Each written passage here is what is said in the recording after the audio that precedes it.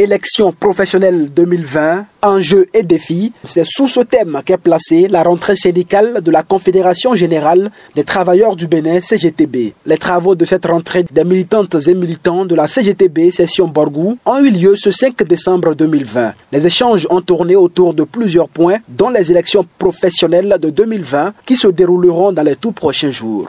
On a profité pour aborder les questions d'actualité, puisque vous savez que nous sommes en train de préparer les élections professionnelles, la 3e édition. Les militants ont souhaité que je leur donne quelques explications, c'est ce que j'ai fait. Le monde opératoire a suscité beaucoup d'inquiétudes chez les uns et les autres, et j'ai juste insisté pour leur dire que c'est vrai qu'on a des raisons de s'inquiéter, mais si nous nous organisons très bien, en principe, ces élections devaient se passer pour le mieux des intérêts des travailleurs. Parce qu'on en a besoin comme outil de clarification du paysage syndical, on en a besoin comme outil de structuration du dialogue social, et donc pour tous ces deux enjeux au moins, nous avons intérêt à ce que ces élections aient lieu.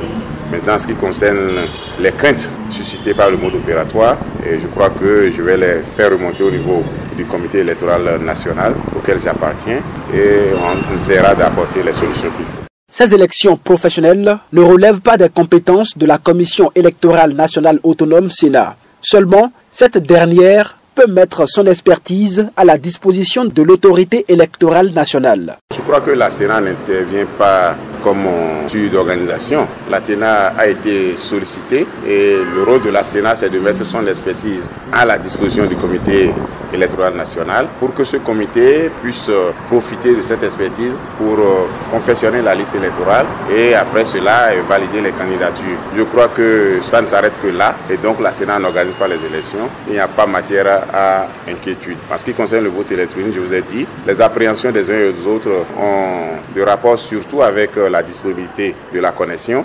et la liste électorale qui tarde à être mise en place puisque beaucoup d'entre eux n'ont pas été approchés par leur structure pour avoir les numéros usuels attendus.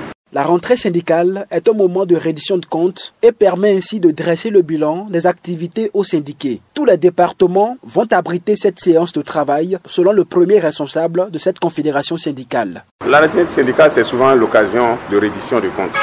Le secrétariat national descend dans les départements pour rendre compte des diligences faites pour que les intérêts des travailleurs soient sauvegardés. Donc c'est un moment de bilan et aussi c'est un moment de renouvellement d'engagement des militants. Et cette rentrée tombe à un moment où effectivement on a besoin de ce renouvellement d'engagement-là puisque nous allons aborder dans quelques jours la phase pratique de ces élections professionnelles. Il était bon de venir assurer les militants, de les mettre en confiance et de désintoxiquer le terrain pour que nous puissions avoir vraiment un processus électoral pur et crédible. Je crois qu'ils ont manifesté une détermination et pour ce que j'ai suivi, ils sont véritablement intéressés par le sujet et j'ai pu comprendre que les données vont changer à partir de cette rencontre.